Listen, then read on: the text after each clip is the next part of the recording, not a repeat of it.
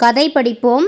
காட்டில் பலசாலியான ஒரு சிங்கம் இருந்தது. ஆனால் அது எப்போது பார்த்தாலும் கவலைப்பட்டு கொண்டே இருந்தது.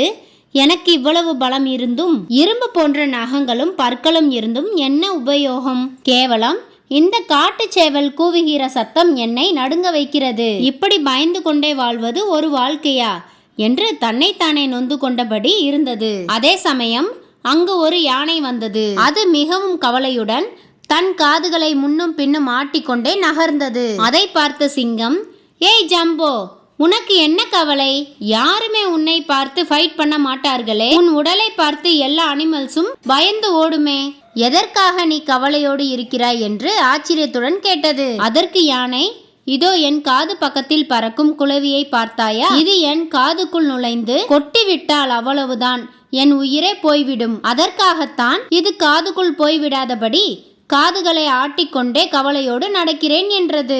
அதை கேட்டு சிங்கம் யோசித்தது, இவ்வளவு பெரிய உடம்பை வைத்திருக்கும் யானை கவலைப்படாது என்று நினைத்தால் அது கூட கவலைப்படுகிறதே. அப்படியானால் பூமியில் இருக்கும் எல்லா உயிரினங்களுக்கும் ஏதாவது ஒரு கவலை இருக்கத்தான் செய்யும் போலிருக்கிறதே. கவலைப்பட்டால் வாழ்க்கை ஒன்றும் நமக்கேத்த மாதிரி மாறப்போவதில்லை. அது மட்டுமல்லாமல் கவலைப்பட்டு நம் கண்ணெதிரே இருக்கும் ஜாலியான விஷயங்களை பார்த்து சந்தோஷமாக கூட வாழ முடியாமல் போய்விட்டதே என்று அது புரிந்து கொண்டது.